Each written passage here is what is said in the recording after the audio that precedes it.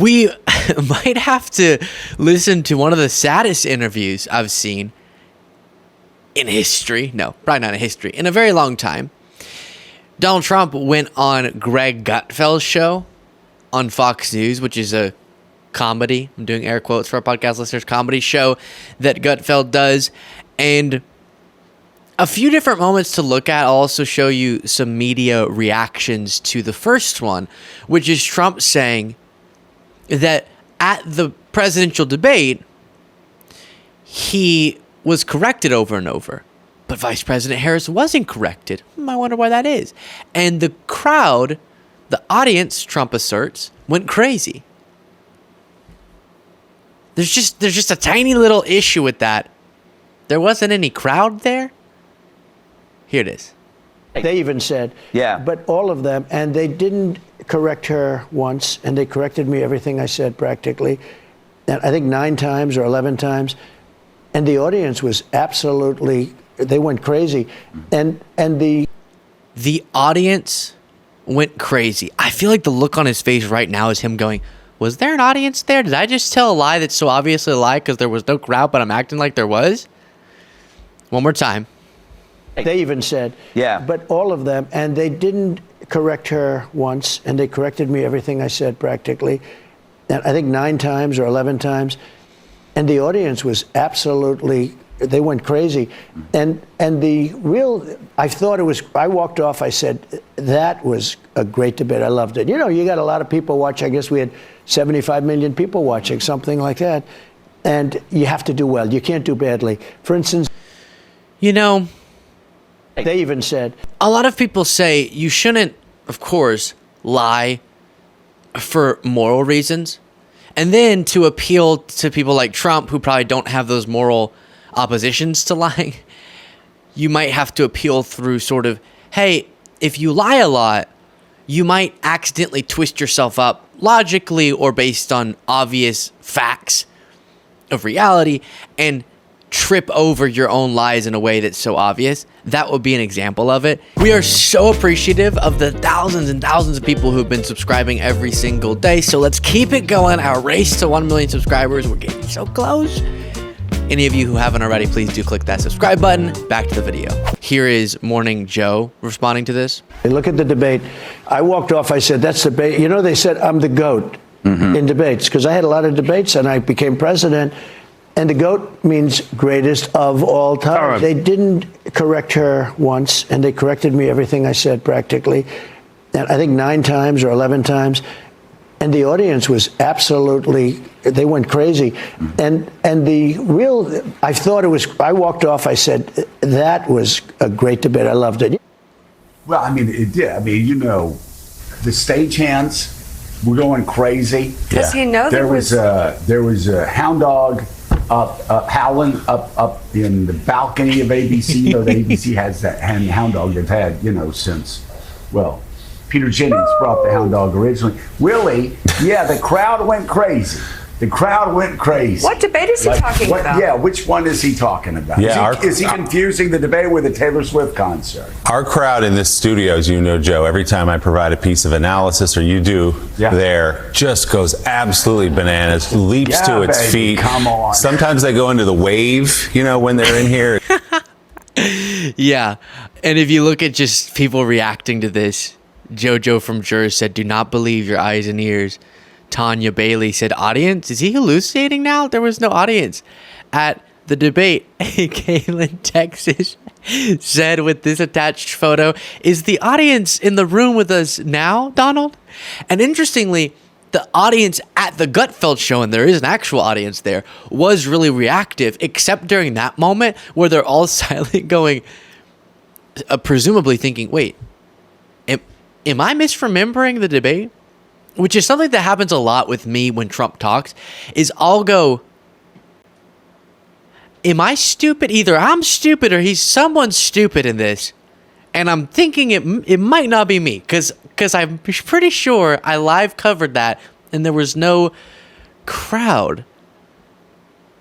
Now, the most generous assumption, since for some reason us softy libs always feel the need to do this, is Maybe he's saying the audience out in the world was going crazy. I guess that's up to your judgment. Then here's a part of what you saw in that Morning Joe compilation, him saying he's the GOAT. This is what you call coping, right? If you look up in the dictionary that term cope, you're going to just find this video. And I would have enjoyed it. But it's interesting to see the response to this second attempt. Every time you're under a bigger threat, the media... Okay, to be clear, because I forgot this clip started this way, I'm not saying the cope relates to the horrible assassination attempts. That's bad. They're about to get back to the debate. Still blames you even more. Yeah. It's almost as though they don't see their own role in this. What do you make? Have you just basically accepted this as a fact? I think so, yeah. Look, the media is extremely dishonest, extremely corrupt, actually. Look at the debate. I walked off, I said, that's debate. You know, they said I'm the GOAT in debates, because I had a lot of debates and I became president. And the GOAT means greatest of all time. He's a GOAT. But I said, what a great stage. And I walked off that stage and I thought I had the best debate. And I was very unfairly treated by the anchor. I'm not fans of those guys anymore. And his hair was better 5 years ago than it is now. Okay? That happens. That happens with the club. I mean, who among... That's so funny, Trump. We love you. We really love you here. It probably is awkward. Sorry that you had to witness that. It is probably really awkward to have to interview him, especially in a show that's supposed to be funny, because then he'll try to make jokes and you have to pretend like they're funny. But it's sort of like, you know, when we talk about how and right now this just popped up. Sorry, this distracted me. Trending on Twitter, Trump's imaginary debate audience. That's rough. That's really, really rough.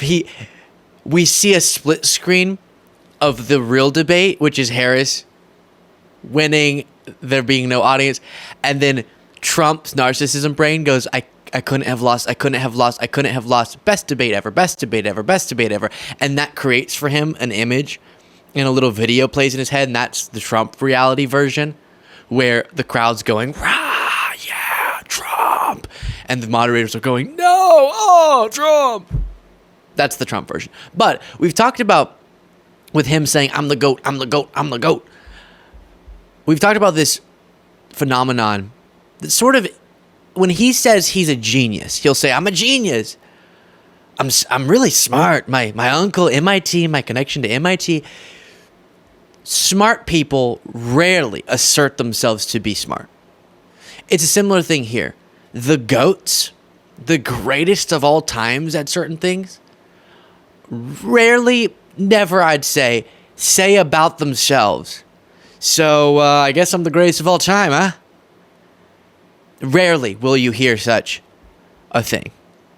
And I think you should let the people speak that at you. You should let your actions, your skills speak for themselves and hope that makes you.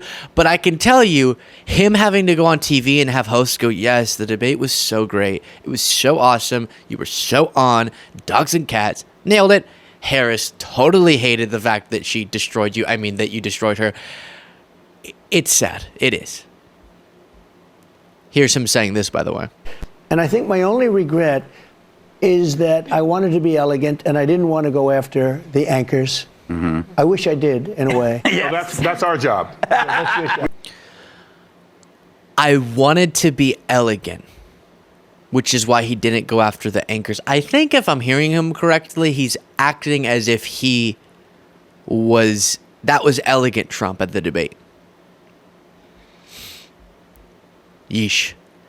Then at an event in New York City, Trump said this in some sort of bar or something.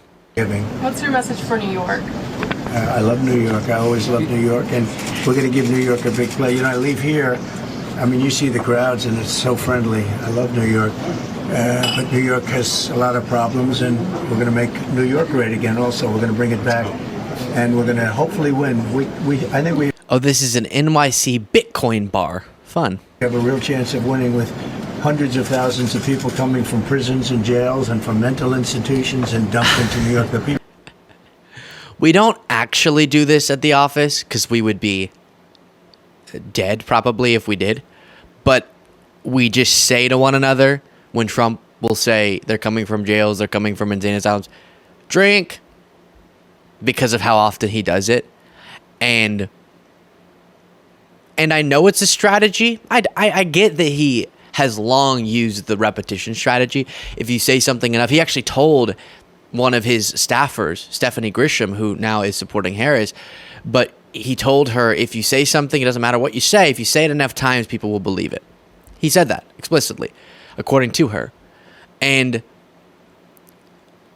so he uses that, but I think a part of why he's so limited in what he says now is a little bit of the mushy brain sort of thing, right? As he struggles to think of things, he can just only go back to, we're going to win New York because they're coming from jails, they're coming from, which it's interesting to say the southern border is a big concern for New Yorkers, but maybe so. And Trump obviously having the wrong stances even on that. And a lot of MAGA has seemingly been upset by the rate cuts. Sir, what's your reaction to the Fed cutting interest rates today? I guess it shows the economy is very bad to cut it by that much. Assuming they're not just playing politics, the economy would be very bad, or they're playing politics, one or the other. But it was a big cut. No, the Fed is doing what we've seen them actually, to their credit, do really well, which is we came out of the pandemic. Everyone said, based on how much we jolted back to a strong economic performance, that there wasn't going to be a soft landing, but they were able to do it, get inflation under control. And then the other part of making sure they don't overdo it is to then ease up on the high interest rates.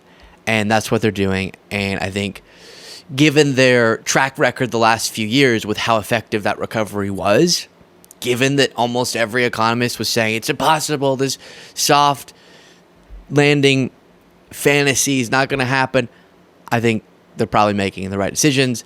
And it's funny when Trump accuses them of this is probably just political to help Harris, when Trump would openly try to lobby the Fed to do things politically for him. No, see, you think that way. They're not thinking that way. Donald, let me know what you thought of that in the comments. Do you see this logo? You're thinking, gosh, I want that on my phone. I think we have stickers on the merch site. We do have stickers. Okay, Jaden says yes. LukeBeasleyMerch.com if you want a sticker to put on whatever. And then there's also clothing and stuff. But extra, aside from just the Luke Beasley show merch, you have election merch, so Kamala stuff and all that. And there has been issues with the promo code. I'm sorry, let's go back to this camera, Jade. That's too long to talk at that camera. There have been issues with our promo code. We apparently, on some of the items, based on the company we're doing this through, set the discount too high. So it doesn't make sense with their business model to even have the 30%. We're going to keep it on any of the ones where we're allowed to keep it at 30%. And then wherever you'll see, if you put in Kamala, as we go through and correct some of those, how much it gives you off for the 30% off or somewhere Kamala discount code. Again, LukeBeasleyMerch.com.